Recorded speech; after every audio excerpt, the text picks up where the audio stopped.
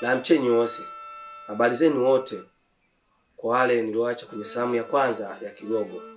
Bila shaka mtakuwa wazima kabisa, na kama kuna wagonjwa na wanaopata changamoto zote, niwape pole na kuwaombea kwa Muumba ili nafuu ipatikane. Bila kuwa wazima, kuna mambo chungu mzima hayataenda sawa. Muomba ngamba kusikacheraga. Kwa majina naitwa Peter Laurent Timotheo Bunzu Mtoni, alimaarufu Kiroho Safi.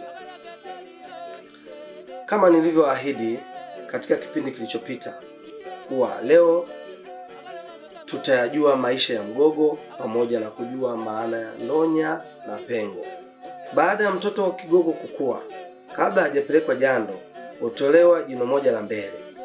Jino hilo linaweza kuwa la juu ama la chini, inategemea mtolewaji meno yake yamekaaje. Kitendo hiki cha kung'olewa jino kinafanyika kwa watoto wa jinsia zote mbili. Sababu kuu ya kutoa jino la mbele zilikuwa mbili. Ya kwanza, uhinza kwa watoto wa kike na uzerero kwa watoto wa kiume. Hii ilifanyika kuwaongezea utanashati kwa watoto wa kiume na pamoja na kuwapa ujasiri. Sababu ya pili ilikuwa ni tahadhari, yaani kama mtu atapata na maradhi au ajali ikampelekea akauma meno, ni rahisi kumpatia huduma ya kwanza kwa kumpatia dawa au maji. Inasemekana hapo zamani kabla wagogo hawajaanza kutoa meno, kulitokea watu wawili waliopata ajali, wote wakazimia na wakafunga meno. Mmoja kati yao alikuwa na pengo na mwingine alikuwa hana pengo. Katika kuwapatia huduma ya kwanza, yule asiyekuwa na pengo alifariki dunia. Yule mwenye pengo alipata dawa na maji kupitia kwenye pengo lake, akapata nafuu, akaendelea kuishi. Tokea hapo wagogo wakaanza kutoa jino la mbele kuwa kama tahadhari kwa kuokoa maisha yao. Nindi au ndonya iliaminika kama kinga ya maradhi ya macho. Kutokana na shughuli za kiufugaji, kuliibuka na inzi wadogodogo waliwasumbua wanyama pamoja na wafugaji. Inzi hao wadogodogo waliosababisha ugonjwa wa macho ndio chanzo kikubwa cha nindi ama ndonya. Inzi hao wadogodogo waliosambaza ugonjwa wa macho ndio ilikuwa chanzo cha nindi au ndonya kama ilivyojulikana kwa makabila mengine. Inasemekana toka kipindi hicho watu walikuwa na ndonya hawakupatikana na maradhi ya ugonjwa wa macho. Hivyo jamii ikaona ili iwe salama na maradhi ya macho lazima wapatie kinga ya ndonya. Ni jinsi gani ndonya huwekwa?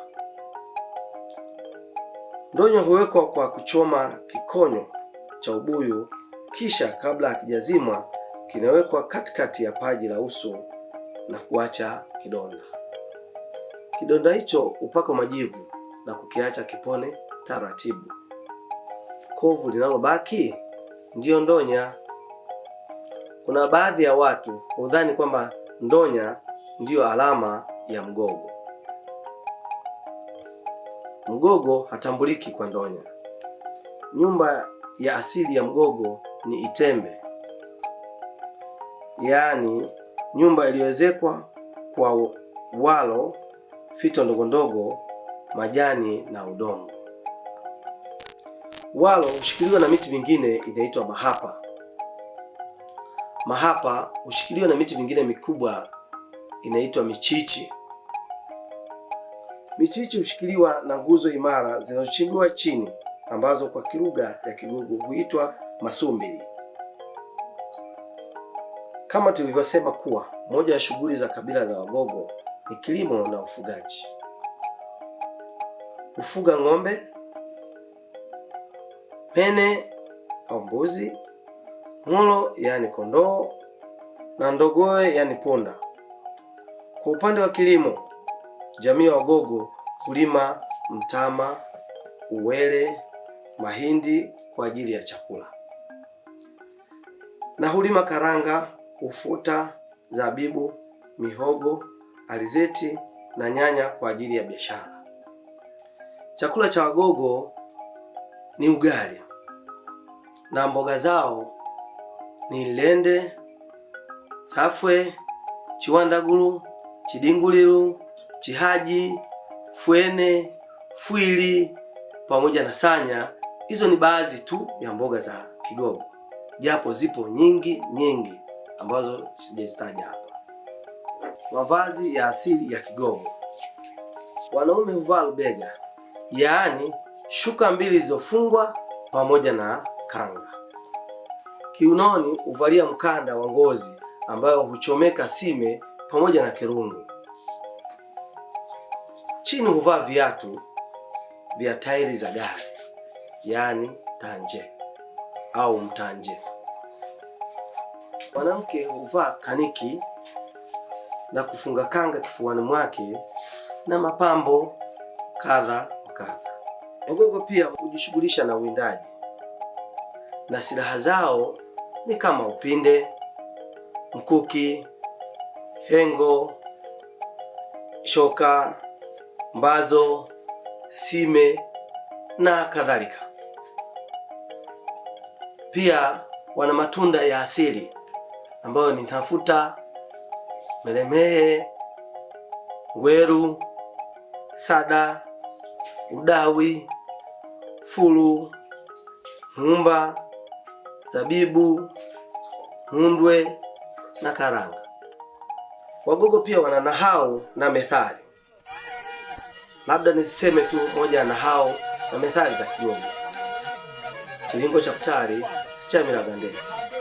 Ng'ombe erongo kumulyaga mnyerongo yone sambile mlambo zose zingweye seje yomijendele mbofu akongwe meso dinda muno abene chegula chikande cha muhuma melemeyo ntili ale wakati navi mhimba nzugunga himba gamzua likali ale wakati navi yono isambile mlambo zose zingweye hafinyu hoibanilaga velegasira yonyama sawo makwe ndia chakwe simbugu